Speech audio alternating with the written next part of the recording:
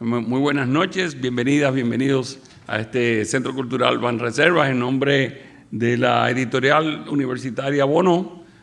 Y claro, no hay que decir, aunque lo voy a decir, el tema de esta noche, porque si no, ustedes no estarían aquí, ¿verdad? Esta presentación le hemos puesto en esta presentación de la presentación, esta última obra escrita del padre José Luis Alemán. Lo primero que quisiera compartir con ustedes es el hecho de trabajar en una editorial universitaria. Una editorial universitaria tiene una serie de peculiaridades y normalmente la editorial está al servicio o es un trabajo en realidad sintético entre investigación, docencia y extensión de una institución de educación superior. En este caso, pues, la editorial universitaria Bono intenta acompañar las líneas de investigación y de creación de opinión pública del Instituto Superior Bono de la Compañía de Jesús. Y en estos procesos de aprendizaje, una de las tareas que hemos hecho en nuestros 7 años ya de camino como editorial se expresa en el logo nuevo, o no, ya no tan nuevo, ya tiene 3 años, de la editorial, que como ven hace una referencia a la identidad Bono, y con esa evocación de unos libros superpuestos, ¿no?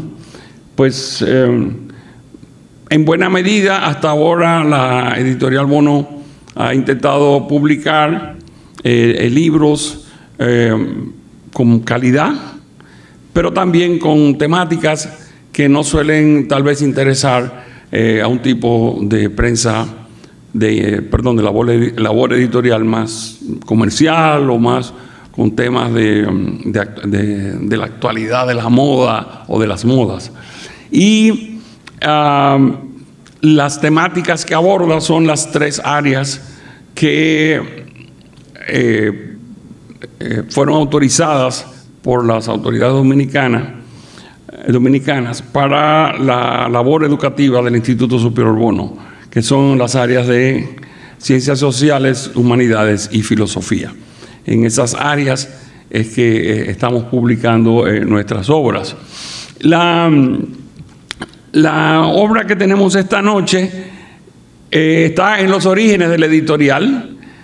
Todavía existía el nombre Centro Bono, lo publicamos originalmente en el año 2012, La economía política dominicana. Este libro que algunos creo de ustedes sé que tienen y que adquirieron. Este libro se agotó cuando lo editamos, fue el libro más vendido en el año 2012. Es un libro enorme, tiene más de 900 páginas, ¿no? Entonces es bueno también para levantar pesas, ¿no?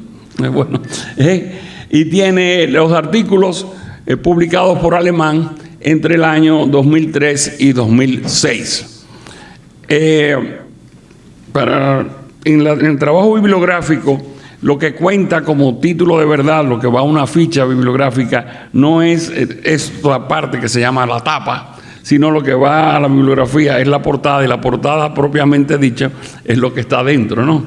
Si ustedes verán que en el libro pues está el título completo 2003-2006, pero en la tapa original de la primera edición de este libro, pues no incluimos las fechas.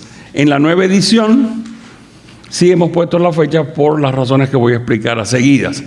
Entonces, esta obra, pues como su subtítulo lo indica, tiene estos artículos de Alemán que cubren esa etapa, ¿no?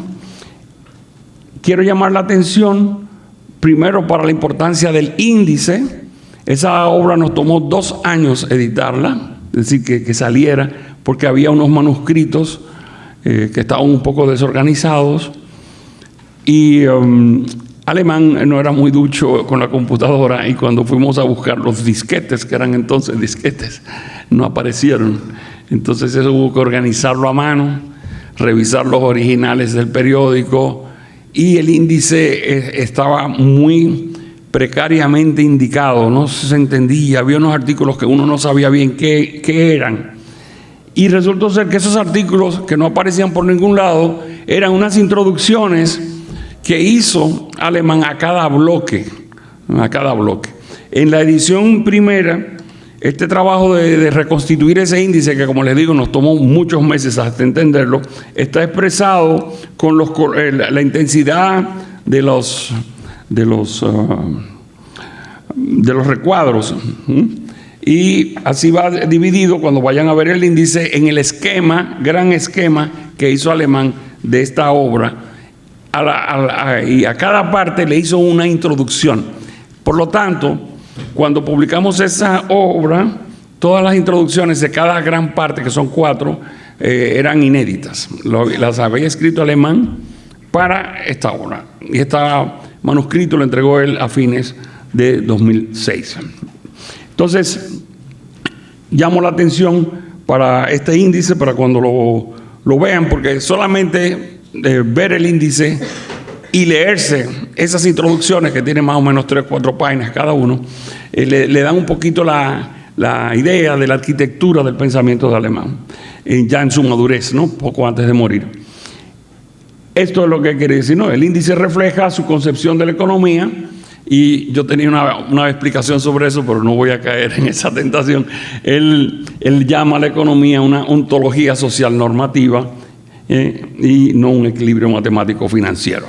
Okay. Entonces, ¿por qué llega en su madurez a esa definición de economía como ontología social normativa? Aquí están los datos básicos, muchos de ustedes conocen, ¿no? De Alemán, que nace en el 28, muere en 2007, sacerdote jesuita cubano-dominicano, científico social, aunque sobre todo economista, teólogo, filósofo, lingüista también. Fue profesor sobre todo en la Universidad Católica Madre y Maestra y en el Instituto Superior Bonó, y se destacó como académico y pensador. Fue fundador de la revista Estudios Sociales, que por cierto quería hacer la propaganda de que íbamos a subir para hoy el último número, y hubo un problema técnico y no se pudo subir. La revista está online, completa, gratuita, en internet, ¿no? Alemán publicó numerosos ensayos. Ya Miguel Seara, que nos va a hablar dentro de poco, nos comentará. Aquí están los principales, ¿no? Y recibió muchos premios, ¿no? Leer alemán, como ustedes saben, es también dar una mirada a la realidad dominicana, y en él se mezclan esa perspectiva cristiana y humanista. Sobre el primer libro, pues en la nueva edición, y por eso lo hemos invitado, hemos añadido un estudio bien completo del pensamiento de Alemán y de la obra de Miguel Seara Hatton, que tuvo su origen en la presentación del libro de 2012. Entonces le pedí a Miguel que él había retrabajado eso y que lo retrabajara como prólogo, así que contamos para fines de académicos con un tremendo ensayo, que creo que será un referente para las clases, que inclusive si ustedes lo ven como útil podríamos sacar hasta una separata, ¿no? Para que se use para las clases, ¿no? Aquí está, como ven, por ejemplo, este es el índice, ¿no? Aquí está el estudio introductorio, le pusimos el prólogo, que es desde la primera obra, y el prefacio, que es de Alemán. Y aquí la primera parte, economía y realidad social, por eso es lo de la ontología. Bueno, este es el contenido, ¿no? La primera parte, economía y realidad social. Y quisiera compartirles la curiosidad de lo que yo llamo un proceso editorial. Como ya saben, esta es la edición nueva de la obra dejada lista por Alemán completamente, lo único que cuenta ahora con un nuevo prólogo. La La idea era hacer una verdadera segunda edición. Y entonces en el mundo editorial, para que un libro sea no una reimpresión, sino una segunda edición, tiene que tener algún cambio sustancial. Si no, se llama simplemente reimpresión. Aquí muchas obras salen como segunda edición y en realidad es segunda o primera reimpresión. Pero bueno, entonces decidimos, el equipo que trabaja, dije, vamos a rastrear los artículos de Alemán del último año de su vida, 2007. Bajo el presupuesto que Alemán, acuérdense, ya tenía el cáncer, tenía que ir constantemente a su quimio, mucho médico y tal. Bajo el presupuesto que íbamos a encontrar 10 artículos y que por lo tanto que 10 artículos con un promedio de 6, 7 páginas, pues que se podían añadir y iba a salir la segunda edición. Cuando yo le llamo a eso la solución fácil, ¿no? Vamos a buscar eso y le añadimos la presentación de Seara Hatun a la primera edición. Entonces ya tenemos una segunda edición. Pero cuando fuimos a buscar los artículos, sorpresa. Resultó ser que Alemán había escrito más de 40 artículos y que cuando se diagramaron se convirtieron en 300 páginas. Y entonces tuvimos que sacar un libro aparte. Digamos, no se puede decir que es totalmente inédito porque salió también en el periódico Hoy, son los artículos del periódico Hoy, salvo 2 en el caso de la primera edición, que son 2 conferencias que él dio. Este artículo, del 2007, es su último año de vida, ¿no? Y pues, fue una sorpresa de que enfermo haya escrito, y cuando yo ahora, después de revisar el texto y ahora leerlo con calma, ya en forma de libro, que es increíble la diferencia, ¿no? Cuando uno tiene el trabajo en limpio, ¿no? Se lee como distinto, se lee como más agradable, pues tuvimos que decidir sacar otra obra, y después teníamos el lío de poner tomo 1 y tomo 2, y en realidad técnicamente no son tomo 2, entonces son en realidad 2 libros, pero con un truco que simplemente se diferencian por el año, y por eso son en realidad 2 títulos. Esos son truquitos editoriales, pero que eran para que pasara a la bibliografía dominicana de una manera distinta. Entonces, en realidad estamos ante una obra nueva aquí, la de 2007, y aquí es nuevo totalmente, un volumen, son 42 ensayos, contiene el último año de la vida de Alemán, y le agradecemos, que es nuestra segunda invitada de esta noche, a Helen Pérez Duci, que se leyó todos los artículos, los revisó y los reorganizó. La idea original era seguir la misma estructura que dejó Alemán, pero la tarea se hizo imposible, y ella dice, vamos a reorganizarlo de otra manera, y entonces quedaron ahora 3 bloques, que son teoría ética y económica, política económica y coyunturas socioeconómicas. Así quedó organizado. Aquí tienen la división, ¿no? Y copiamos más o menos la misma, intentamos que se percibara un poquito la misma estructura. Teoría ética económica, política económica. Hay cosas muy interesantes y hay cosas que parecen que son artículos escritos ayer, ¿no? Y las coyunturas económicas, ¿no? Hay cosas muy bonitas. El otro Santo Domingo, el de los pobres. Bueno, en fin. Así que le agradecemos tanto a Miguel Seara Hatun como a Helen Pérez Duci este trabajo. Aquí los agradecimientos, ellos dos en primer lugar, también al señor Eiromi Castro aquí presente, porque fue en una conversa que no hay que sacar ese libro, y ya que Eiromi también lo utiliza en sus clases. Ese libro yo lo utilizo y tal. Y en los procesos de tranque del libro, él fue un pequeño paño de lágrimas para mí. Dice, no, vamos arriba. Y bueno, aquí está el libro. También quiero mencionar a Juan Félix Aróstegui, que fue el que se fajó con el texto, recomponer el texto, corregir, verificar que las cosas, a veces Alemán citaba de memoria y ponía nombres un poquito fuera de sitio. Entonces se le organizó cualquier cosa que estuviera no típica en la escritura, que uno siempre comete algún errorcito. Le agradecemos al Banreservas, como ustedes ven, nos acoge aquí en su centro cultural, y también porque financió la parte que nos tocaba a nosotros de la impresión. Agradecemos también al periódico Hoy y a la editora Corripio, el periódico Hoy, porque cedió, ¿no?, el texto original para ser publicado por nosotros, y editora Corripio porque corrió con la mitad de los gastos de la impresión. Don Pepín pues accedió a esta donación. Y quiero un nombre aparte, sería Lina Bello, que fue la que llamó originalmente allá en 2011, diciendo que este manuscrito estaba un poco perdido y que yo le realizara una labor detectivesca para que no se perdiera. Así que si tenemos hoy, digo yo, 2 volúmenes, es gracias a Lina Bello. Bueno, estos son los agradecimientos, y pido disculpas a los agradecimientos que debí haber dicho y se me olvidaron, pero bueno, esto es un poquito la historia. Así que, sobre todo, gracias a ustedes por venir, y vamos a comenzar nuestra actividad con la primera participación, que es la de Miguel Seara Jatón. Bienvenidos.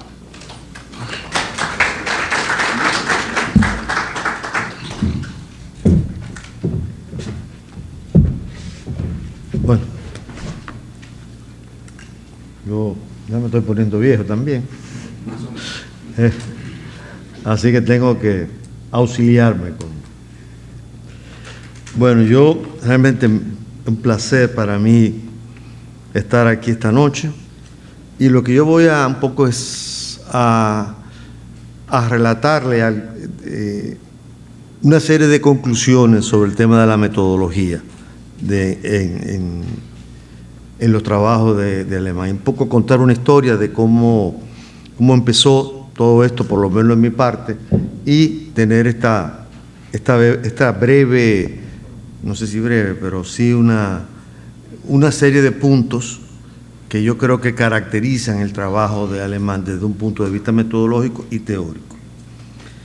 Bueno, en el año 2013, Pablo Mella me invitó a presentar la primera edición de este libro. Fue en el 13, seguro. Bueno, en aquella oportunidad estaba trabajando, ¿se oye? En aquella oportunidad estaba trabajando con David Álvarez, en ese momento vicerrector de la Pucamaima, Fernando Ferrán, que era el director del Centro de Estudios José Luis Alemán, y quien les habla, que era investigador del Centro José Luis Alemán. Estábamos trabajando en un proyecto de la universidad de organizar las publicaciones del profesor Alemán con el ánimo de editar sus obras completas. Esa era la ambición. Para ese esfuerzo y por la necesidad que sentía de organizar mis pensamientos, inicié una primera revisión sistemática de todas sus publicaciones, por lo menos las que teníamos en ese momento acceso, las cuales abarcaban libros, artículos en las revistas de estudios sociales, discursos, ensayos ocasionales dispersos y la página semanal en los periódicos nacionales, que se publicó por varias décadas. Alemán escribió de manera profusa de todo lo que puede escribir un economista y mucho más. Escribió sobre desarrollo y subdesarrollo, temas monetarios, institucionalidad, macroeconomía, políticas públicas, educación, salud, etcétera, sectores productivos como agricultura, industria, exportaciones, inversiones, política y sectores sociales, metodología, entre otros temas. Era tan grande la diversidad temática que decidí no enfocarme en los aspectos temáticos, sino que necesitaba buscar un eje transversal en su obra que me permitiera descubrir la forma y estructura de su pensamiento, y ello era a través de explorar, entendía yo, su metodología, su visión y los conceptos de economía implícitos en su discurso.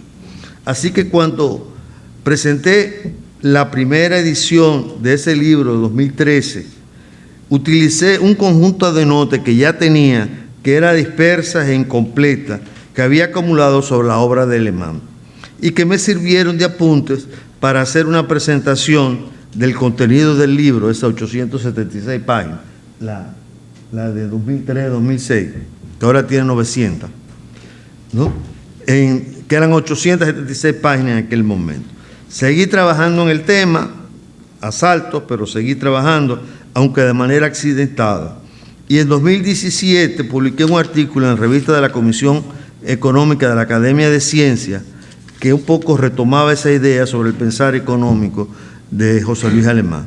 Ese artículo es, en cierta forma, contiene muchos elementos o es parte de esas casi 900 páginas que corresponde a la edición de ahora. ¿Por qué es importante entender la aproximación metodológica de un economista académico? Porque podemos descubrir la estructura lógica de su pensamiento, sus preocupaciones, el proceso de pensamiento para abordar esas preocupaciones y el paradigma teórico que subyace en la identificación de esos problemas, así como las posibles soluciones. Como todo economista académico, el problema del método y el objeto de la economía está presente a todo lo largo de su vida intelectual. He ubicado por lo menos 9 trabajos desde 1977 hasta 2007, los cuales discuten diferentes aspectos de la metodología en el análisis económico. Permítanme hacer ahora una síntesis, porque tenía duda de cómo abordar estas 900 páginas. No hay forma, a menos que escribiera un ensayo de 50, 60 páginas, ¿no? Entonces, lo que hice fue sacar aquellos elementos que me parece que son centrales en su pensamiento. Son mis grandes conclusiones de los temas. Entonces, permítame hacer lo que considero lo más relevante de la aproximación metodológica de los trabajos de Alemán. Primero, lo económico es una dimensión de los fenómenos sociales y su identificación es tediosa y a menudo confusa. Supone una construcción teórica e intelectual de separar lo económico de lo no económico. En síntesis, como expresó Alemán en el primer libro de 1978 o 77, la economía no es todología. Esa es una primera afirmación de Alemán en esos años. Segundo, no se puede hacer economía sin teoría económica. Otra gran conclusión. En economía como en la medicina, dice él, en economía como en medicina, sin teoría no hay buena clínica. Identifica 3 métodos teóricos para establecer los determinantes de las variables económicas. Uno es el rigurosamente deductivo desarrollado por Ricardo. O sea, todo el modelo que tiene Ricardo de cómo deriva en la teoría de la distribución a partir de un esquema lógico. 2, un método de análisis general válido para la economía nacional. Y finalmente, el método histórico, que explica los cambios del sistema económico en el tiempo y espacio determinado, en un espacio determinado, del cual Marx es el ejemplo más destacado. Tercero, la economía es una ciencia social. La economía es una ciencia social que implica un nivel de rigurosidad, pero alejada del positivismo lógico, cuya rigurosidad se basa en la consistencia interna de la teoría, o sea, la formalidad y la forma de validación empírica. La economía entonces es una ciencia social. Cuarto, la economía se ocupa de un aspecto de la realidad social, lo económico. Esto implica poder identificar y establecer los determinantes de las variables económicas, los puentes con otras disciplinas, muy importante, la relación de la economía con otras disciplinas, que permitan analizar las relaciones de poder y las instituciones que reflejan el movimiento de la sociedad. Todo esto son en el texto que está en el libro, pueden ver las notas de referencia de dónde aparece cada cosa. Yo aquí es un resumen que estoy haciendo de todas estas ideas. Quinto, los modelos validan los determinantes de las variables económicas dentro de un enfoque multidimensional. La capacidad de los modelos es comprender, no predecir, cuestionando así la fascinación por la formalización que oculta la argumentación económica subyacente e ignora los procesos históricos. Sexto, la aplicación y evaluación de la política económica es según el cristal con que se mire. No siempre triunfa la mejor política económica, dice, pero quien no la domina está casi predeterminado al fracaso propio y al del país en el que influye. Séptimo, la capacidad en teoría económica se logra con una educación crítica. Hay que cuestionar los fundamentos del saber convencional y leer las grandes obras de economía se presta más a este proceso de educación crítica. Concluyendo en forma lapidaria con la siguiente frase: lee leones y serás león. Lee ratones, literatura corriente, técnicamente hipertrofiada y serás ratón. Y pone como referencia en esto el texto de Economics de Samuelson del 40 y tanto, 48. ¿No? Octavo, hay que rechazar la creencia equivocada de que avanzar en teoría económica es utilizar la sofisticación estadística y matemática para probar hipótesis de modelos y teorías diseñados para países con diversas estructuras económicas, social y política de países como Estados Unidos, Inglaterra y la OCDE. Esto fue un tema que tuve la oportunidad de discutir mucho con él porque compartí durante varios años el premio de economía del Banco Central. Y hubo una moda, creo que no sé si sigue, tengo varios años que salí de ser parte de ese jurado, que era coger ejemplos o metodologías de estudios que se habían hecho en Estados Unidos, Canadá, OCDE, Europa y lo que sea, y ir a repetir aquí el mismo estudio y saber si llegábamos a las mismas conclusiones o no llegábamos a las mismas conclusiones. Noveno, la economía es una ciencia social y se ha convertido en una caja de herramientas. Dice, ello ha implicado que la economía pierda su esencia y su objeto para concentrarse en lo instrumental de optimización que puede ser aplicable a cualquier ciencia, sobredimensionando el aspecto instrumental. Además de que el abandono del estudio de la sociedad y de su historia fue crear una economía intrascendente que reclama que sea la sociedad la que se acomode a la teoría, no la teoría a la sociedad. El noveno, décimo, tengo un error aquí que tengo que corregir.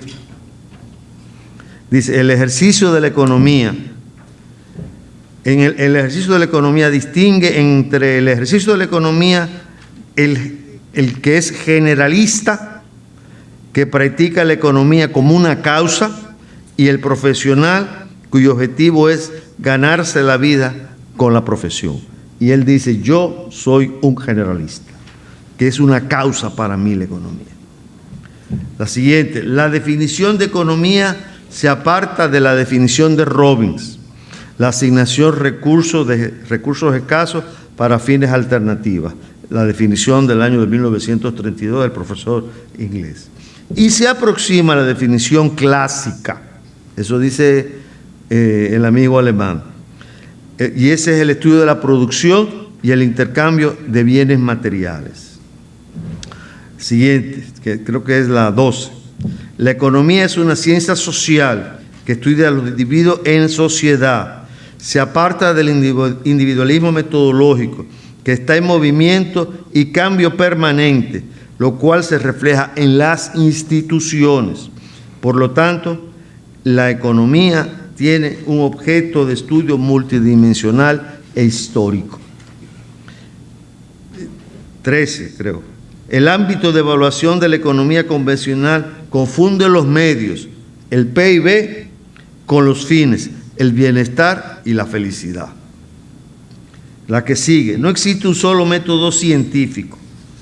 El objeto de la ciencia social o natural determina el método. La economía es una ciencia social y el método de economía debe ser más empírico que deductivo. La siguiente, ¿cuál fue la mayor influencia intelectual en el pensamiento de Alemán? Eso es algo que yo me preocupé y encontré un artículo del que decía que en el 2006, indicó que las tres grandes mentes económicas del siglo XX fueron Kenneth Galbraith, Max Weber y Joseph Schumpeter. Aunque Pareto y Keynes, en ese mismo artículo dice, no distan mucho de la trinidad señalada. En este libro de economía política, de 876 páginas, el autor más citado es Marx, 79 veces, seguido por Weber, 63 veces, por Pareto, ¿no se acuerdan que él citaba mucho a Pareto en sus artículos? 53 veces, Schumpeter 45, Rawls 45 veces, Keynes 42, Amartya Sen 26, Rodrik 18, y hay otros 15 economistas que están señalados en la lista, pero son de menor nivel de citación. Finalmente, retorno al prefacio que escribió Alemán, en los últimos señalamientos que él hizo. Bueno, es en el inicio del libro. Dice, a quienes hemos dedicado años al estudio de la economía, nos llega tarde o no tan tarde el momento de optar por continuar aferrados a la teoría o por dedicarnos a buscar por qué la realidad dista tanto de la teoría. El primer sendero nos conduce a la tentación de querer imponer a la vida nuestros esquemas económicos, cueste lo que cueste.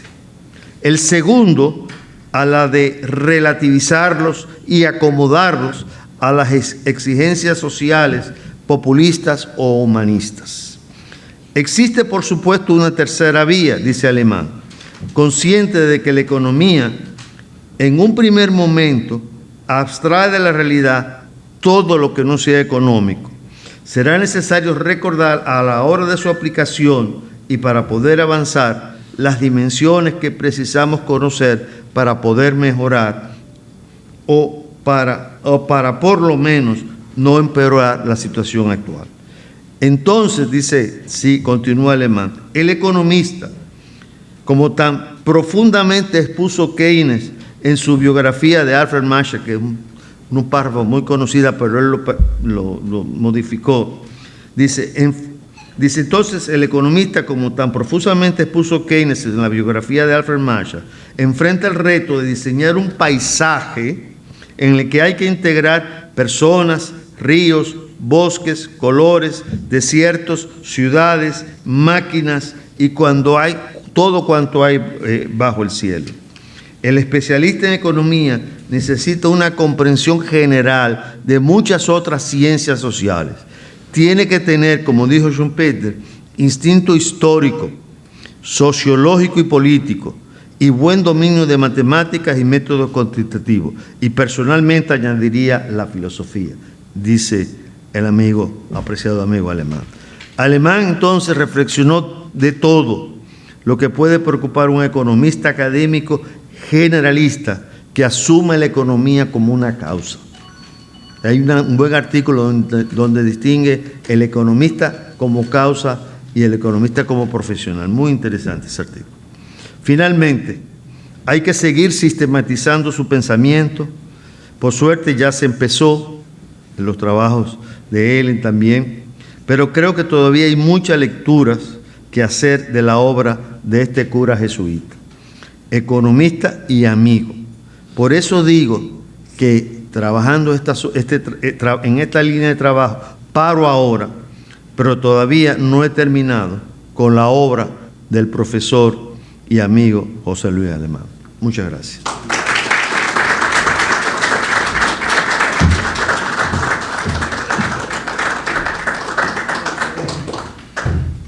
Entonces, nada, damos la palabra a Helen Pérez Ducey, que, como dijimos en la primera parte, en la de introducción, fue quien tuvo a cargo la organización del texto y el prólogo, y escribir el prólogo para nosotros, para los rectores. Gracias, Helen.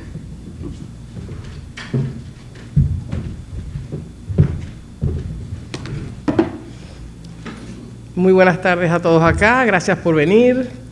Esto es un deleite. realmente.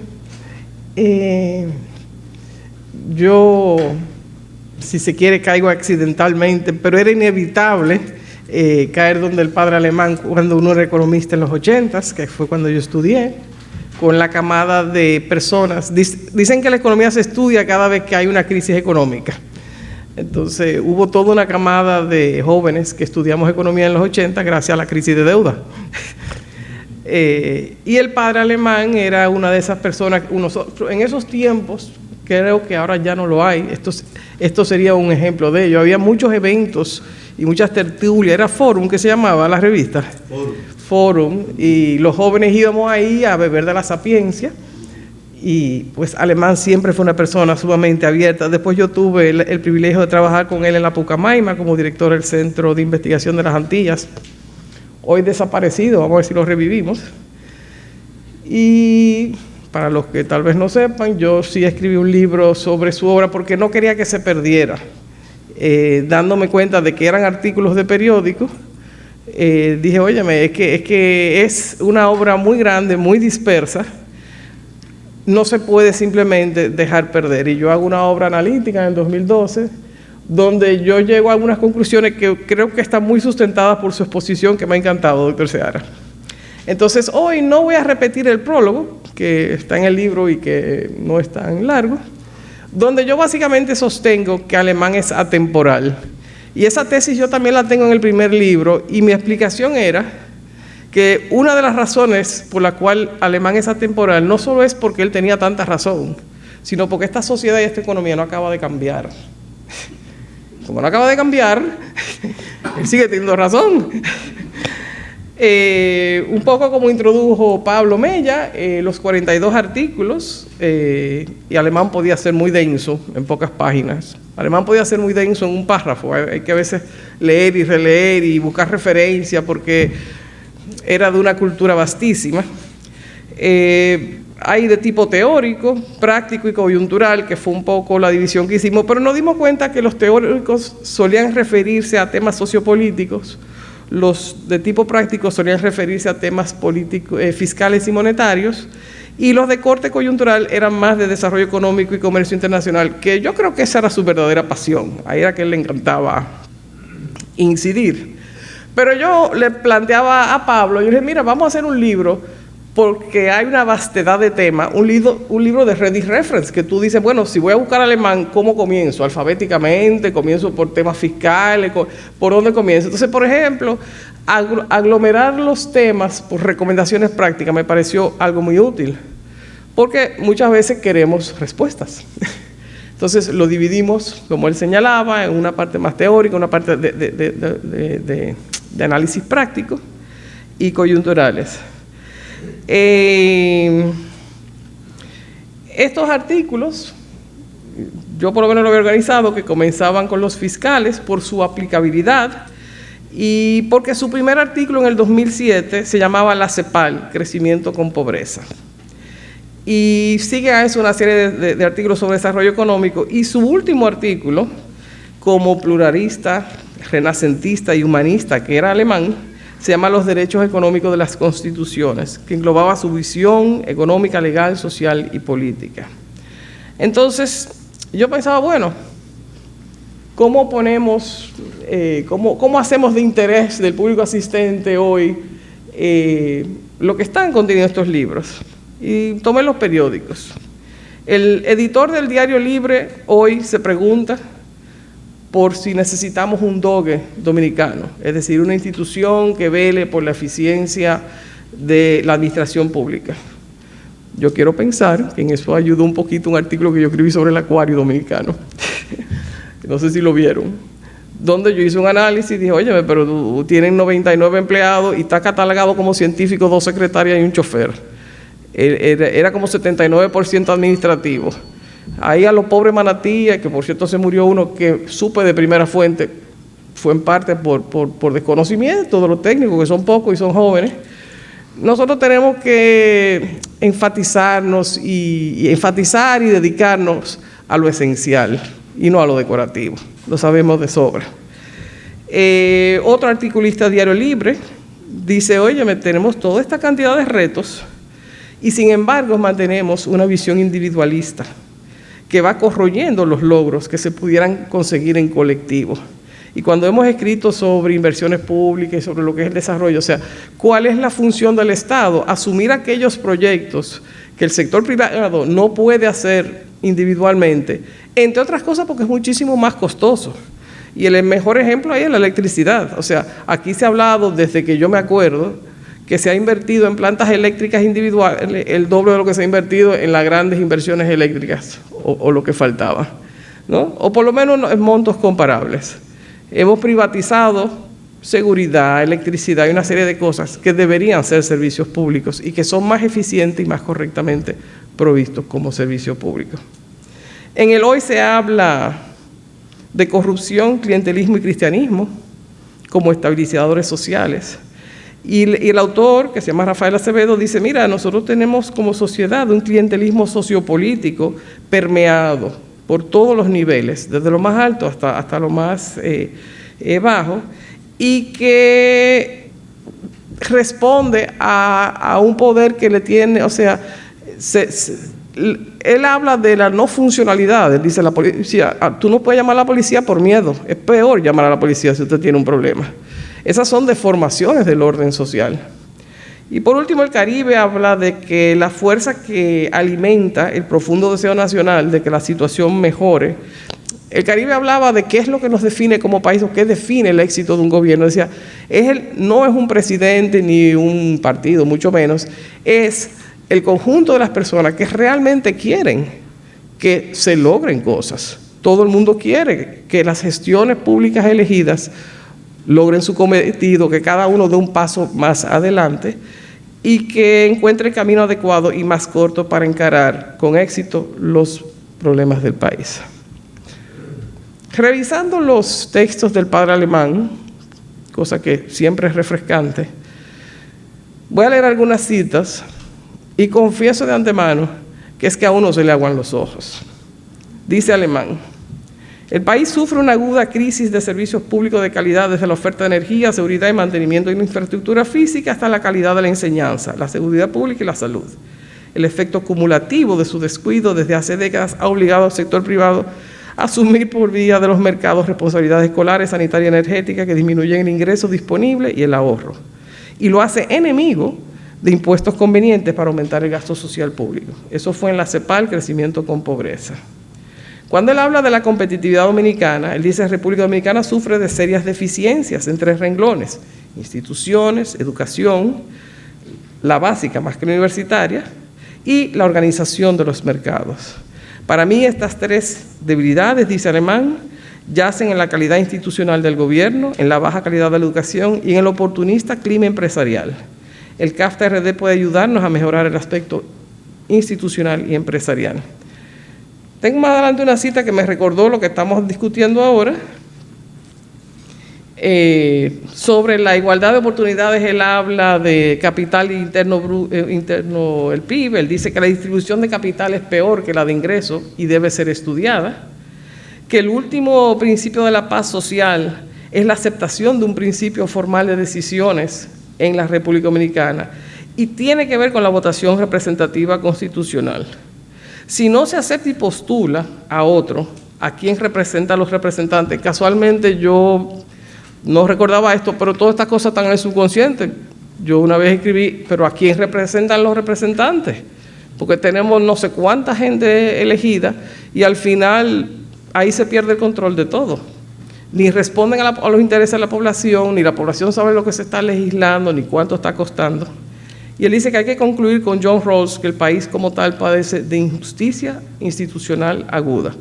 Va en la línea con lo que ha mencionado el doctor Seara. De nuevo, él dice que la gran deficiencia está en la institucionalidad pública y en la institucionalidad empresarial, sobre todo en el sector bancario. Obviamente ya había pasado el 2003, habrá pesado en algo eso ahí. En cuanto a suficiencia económica, un artículo de teoría económica, él dice que la política económica dará preferencia a actividades necesarias para generar bienes y servicios suficientes y no al simple crecimiento del producto. Eso incluso ha estado más en boga en los últimos años. Hay un índice, un PIB de felicidad, porque los economistas de más en más nos hemos dado cuenta de que el PIB solo mide algunas cosas y no mide todas las otras. Me gustó mucho su distinción de medios y objetivos, y que se busca una nueva distribución del gasto público, objetivada en la dedicación prioritaria del 60-80% del presupuesto a educación, salud, caminos vecinales y financiamiento de empresas comunitarias. Pregunta Alemán en 2007, ¿es posible la economía de suficiencia en una economía global? Y dice, por supuesto que sí, si hay una voluntad política definida y aceptada. Y lo que me recordaba los temas que estamos viendo hoy, que es un poco la reversa de la globalización. En el 2007, él dice, nadie en su sano juicio puede negar que el libre comercio provocará a los países industrializados y concretamente en sectores de tecnología madura generalizada a nivel mundial, desempleo directo. Lo que nosotros estamos viviendo hoy con Trump refiere directamente a los problemas que pensadores serios pudieron prever en su momento. Él dice que esos esquemas presentan beneficios increíbles para los CEOs, los Chief Executive Officers, sin embargo, generan desempleo para empleados y obreros. Ese ha sido el escenario en Estados Unidos y es la raíz de un fenómeno que estamos viviendo ahora. Él dice que el enemigo principal de un proyecto de nación es la falta de credibilidad de nuestros gobernantes, porque no existe auténtica aceptación de los proyectos de envergadura, sin confianza en que los más altos impuestos serán usados para el bien de todos y no del partido en el poder. Esa confianza hay que forjarla contra la historia, creando nuevas instituciones de control del gasto público. Y concluye que la historia nos acusa, porque no han importado los colores, la enfermedad es la misma. Me pareció muy interesante en un momento, en su artículo Dar al César lo que es del César y a Dios lo que es de Dios, él se pregunta si estarán los nuevos montesinos dando a Dios lo que es del César. ¿Qué base religiosa tienen las condenas cuando la religiosidad disminuye en muchos sectores sociales? Y si no estaremos confundiendo activismo social populista con profetismo religioso. Yo estoy en algunos grupos, hay personas que yo creo que abusan de la religión para llegar a conclusiones económicas y políticas que tal vez por su propio peso no serían tan sustentables, aunque la intención sea buena. Y con estas cosas tenemos que tener cuidado con la claridad conceptual. Él habla de la paradoja económica dominicana y dice: el conjunto de indicadores macroeconómicos, especialmente financieros y fiscales, imponen la aceptación de una buena situación macroeconómica, más impuestos e igualmente deficientes servicios públicos, más discriminación partidista en el gasto público. No serán fenómenos nuevos, pero difícilmente convencen a la bondad, sobre la bondad de nuestras políticas económicas. Y recalca que los indicadores macroeconómicos no significan aumento del bienestar, como usted muy bien explicó.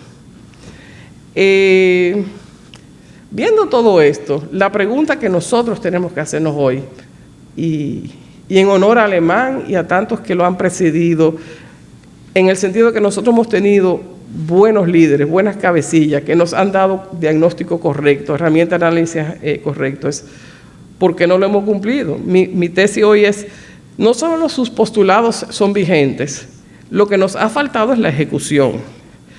En mi primer libro yo hablaba de, no sé de dónde me salió, pero yo lo sustentaba, que Alemán realmente se enmarcaba en la escuela histórico-alemana, que es una escuela que básicamente rechazaba los sistemas teóricos universales y decía que el comportamiento económico está enraizado en un contexto histórico, social e institucional. Yo creo que eso ni siquiera es debatible hoy. Claro, la escuela histórica alemana ha pasado de moda, sus postulados no derivaron, fue arrollado por básicamente la economía anglosajona en ese momento. Y la historia es que muchos de sus exponentes fueron a Estados Unidos y porque eran muy empiricistas, ellos son los que fundan el BEA, el Instituto de Estadística, el Instituto de Datos Laborales, todo eso lo fundaron alemanes en Estados Unidos, para hacer la investigación de qué está pasando y qué podemos decirlo, pero con un ojo social, un ojo por lo social. Y me pregunto si hoy, ya haciendo una especie de hipótesis teórica, me pregunto si los postulados de la escuela histórica alemana de antes podrían equipararse al ordoliberalismo, que es el liberalismo alemán con una inclinación más social. Ese ordoliberalismo, por su naturaleza, es más complejo, es más rico y más difícil que el simple neoliberalismo, el cual nos ha traído grandes resultados económicos. Cuando uno enseña desarrollo y ve los datos de pobreza y de crecimiento, o sea, desde los 90 para acá ha habido progresos enormes, ha habido reducciones importantes en la pobreza, pero seguimos teniendo un problema de concentración de capital y, lo que es peor, el más acérrimo capitalismo ha derivado a una inclinación al monopolio por la globalización. Entonces ahora tenemos mega compañías que destruyen todo lo que encuentran a su paso. Y eso ha creado una nueva serie de problemas. Quiero plantear que nos toca pasar del neoliberalismo a tal vez un ordoliberalismo redefinido o readecuado para lograr una economía más funcional, porque solo así yo creo que vamos a poder lograr integrar al discurso económico, a la práctica económica de políticas públicas, los ideales de justicia, inclusión y desarrollo que estamos ambicionando hace tanto tiempo. Muchas gracias.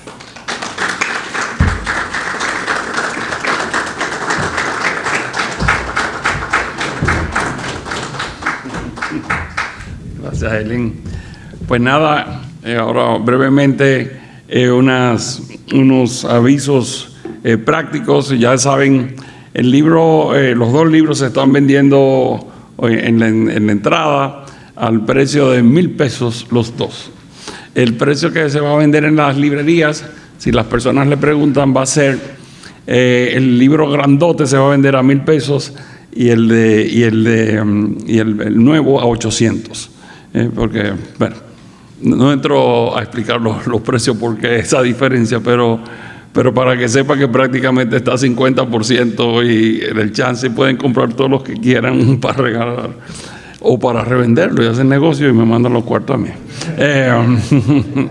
Muy bien. Entonces, si alguien quisiera hacer alguna pregunta breve, porque gracias a Banreservas tenemos un pequeño brindis de un vinito ahí abajo esperándonos, así que una observación, adelante. Hay un micrófono para grabar, estamos grabando. Sí.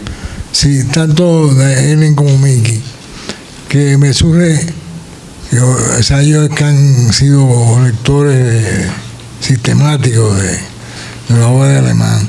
Hay dos cosas que me resultan curiosas. Con relación a las citas de Marx, que son tan abundantes aparentemente en su obra, con respecto a qué contexto, más o menos, si ustedes pueden definir, él cita tanto a Marx. O sea, ¿en qué aspecto? Y lo otro es si hay manuscritos de él que no se publicaron, que están contenidos en esa obra.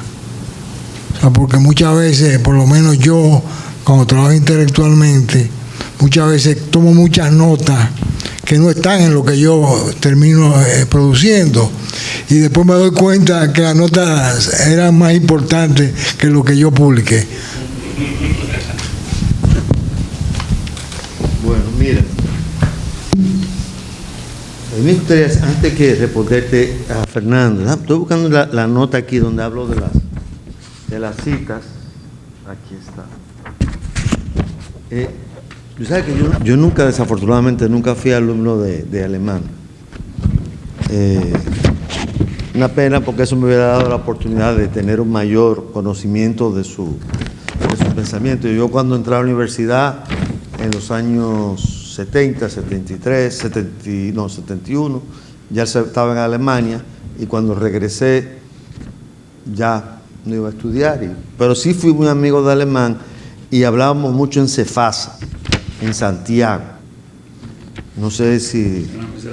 En la mecedora, es correcto. Y estaba en esa época, en la época que estaba Guzmán y Goyo. Exactamente, ¿no? Y yo venía como calequiano, ¿no? Y realmente hubo una discusión, mucha afinidad, y yo lo consideraba a él bastante conservador, debo confesar, en ese momento. Estoy hablando de hace muchos años. Yo no recuerdo... Más o menos. No mucho, pero sí algunas cosas. Había leído, ¿no? Entonces, bueno, discutíamos sobre eso, pero y de otra cosa. Ahora, yo no recuerdo exactamente las citas de en dónde está ubicado, porque bueno, este trabajo lo hice hace mucho tiempo y ahora lo que fui a hacer una nota. Pero sí, en la lista predominan economistas que se han enfocado en temas institucionales, en la historia y en la teoría del bienestar. Eso fue básicamente cuando hice el recorrido por cada uno de estos autores. Él citaba mucho a Marx, siempre, no solamente en el libro, sino en muchos textos. Si tú revisas, por ejemplo, de los libros el libro del 77 o fue el 78, no me acuerdo. Si fue el 77, el de desarrollo económico, hay referencias de Marx y a lo largo de su obra hay muchas referencias de Marx, ¿no? Yo no puedo decirte que él era un antimarxista, estoy hablando desde el punto de vista del pensamiento económico, no. Y creo que las conclusiones que él llega, al final de cuentas, que estamos en una ciencia social, de que él habla en algunos momentos del rol de las instituciones, cómo las instituciones y la institucionalidad crea el poder, ese tipo de cosas está muy asociado a mucha de la literatura marxista de aquella época, ¿no? Así que, si lees la introducción mía, pues, ahí podrás ver algunas referencias más concretas. Déjame pasar. Sí, voy a decir algo tal vez muy impulsivo, pero tengo la impresión de que Alemán tenía algo de marxista reprimido, frustrado en su corazón. Y lo digo porque, y no recordando con exactitud todo, pero él citaba mucho a Marx, es algo que a mí también me había llamado la atención, y nunca lo criticó duramente. O sea, yo creo que Marx era un referente muy importante para él y que él reconocía la importancia de Marx en el pensamiento económico y como herramienta de análisis para estas sociedades, ¿no? Lo que pasa es que entre su origen cubano, su fe cristiana y otras y las evidencias del mundo económico, pues él no podía defender el marxismo, pero él tenía lo que dicen en inglés como un soft spot para Marx, lo cual yo creo que es justo, porque Marx ha sido muy vilipendiado por los fracasos de sus conclusiones aplicadas, que tienen más que ver con la aplicación que con otra cosa. Pero si se mira a nivel puramente teórico, pues Marx es un gran pensador, a pesar de que no previó el cambio tecnológico. Y en ese sentido yo creo que Alemán tenía algo de inclinaciones, además sus inclinaciones sociales, sus preocupaciones sociales, iban en esa línea. Lo que pasa es que él no lo iba a defender. Pero él tampoco nunca, como dice el doctor Seara, nunca lo criticó. O sea, él hace mucha referencia a Marx, pero no para desmentirlo, nunca para desmentirlo. Cuando él habla, de las grandes mentes económicas, no sé, ahí lo mencioné, ¿no? Y él dice, ¿quiénes son las grandes mentes económicas en el siglo XX? Fueron Kenneth Galbraith, ¿no? Que era un crítico, ¿no? Institucionalista, Max Weber y Schumpeter. Aunque dice que dice que Pareto, y además agrega, dice Pareto y Keynes, y mira que son distantes, no distan mucho de la Trinidad señalada. O sea, de la Trinidad era Galbraith, Weber y Schumpeter. Eso es como medio contradictorio. Es que es una tentación de... Yo como un economista, la impresión que tengo cuando escribí el primer prólogo es que le ha influenciado mucho más Weber, sobre todo por algo que tú dijiste en tu presentación, la ciencia social como comprensión, no tanto como una suerte de predicción. Sí. Pero eso era crítica Sí. a la teoría neoclásica y a lo Exactamente, pero que esa es Weber.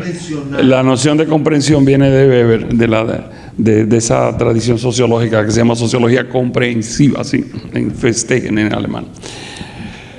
¿Sí? Aquí una... En realidad, más que una pregunta, una sugerencia breve, ya que el doctor Seara se molestó en encontrar las referencias más comunes y todo eso, ¿por qué no tomar esos apellidos y 2 o 3 más y hacer un índice que ya no estará en la parte impresa, pero sí pudiera ponerse en la versión digital junto a las revistas que ustedes dicen que van a estar completamente con todo el mundo? Porque algo que ayuda a la lectura es los índices anotados, o sea, toda la página donde aparece tal autor o tal otra. Gracias. Sí, ese es uno de los trabajos que estamos mejorando. De editorial. 800 páginas. No, pero ese es un trabajo. Sí, mira, sí, mira. No, es que estamos incluyendo los índices onomásticos ahora en las últimas ediciones y en este caso fue muy poco cuesta arriba y no lo incluimos. Bueno, antes de despedir, así como hemos dado 3 intervenciones, ahora yo voy a hacer una pregunta a una gente que no sabe que yo le voy a preguntar. Y es que quien animó, o por lo menos me animó a mí a seguir adelante, que es Jairomi Castro, es profesor de economía y me animó porque dice, hay que sacarlo, el libro se había agotado, hay que sacarlo porque yo lo uso en clases. Entonces mi pregunta es, ¿cómo usar el libro en clases brevemente? Gracias. No tenía previsto, ¿verdad?, hablar aquí con referencia, es decir, yo le asigno los artículos a los estudiantes, doy economía dominicana desde hace más de 15 años en la carrera de economía en la Universidad Católica y le asigno esos artículos para después entonces analizarlos. Quiero abundar algo más sobre lo de Marx y Alemán, que lo vengo leyendo desde los años 80 también, lo leía siempre. Creo que él cita mucho a Marx en la metodología, el materialismo histórico, como método para análisis histórico y de lo que son las realidades. Ahí, y a Weber, que también me lo topaba mucho, ¿verdad?, en las lecturas de José Luis Alemán. Pero es en eso, referencias de artículos. Él hizo unos artículos que son imperdibles, que lo he buscado porque solamente me quedé con uno, en una mudanza se perdieron, que lo hizo creo que en el 88, 89, que se llama Balaguer Economista, que no tiene desperdicio. Son 4 entregas, que ojalá me lo puedas conseguir, porque no tienen desperdicio. Un análisis económico y sociológico del pensamiento de Balaguer. De verdad, y se publicó los jueves, cuando publicaban el listín los jueves, bueno, duró mucho en eso, ahí se publicó, es lo que puedo decir, padre. ¿Cómo se llama? Bueno, entonces voy a hacer una promesa, no de político, saldrá una obrita chiquita para los estudiantes con esos 4 artículos y con un prólogo del que se puso de boca sabrosa a hablar de ese artículo. Señores, muchas gracias por venir esta noche. Tenemos un vinito ahí abajo y nada, cualquier cosa estamos a las órdenes en el Bono y en la editorial. Buenas noches, gracias por venir.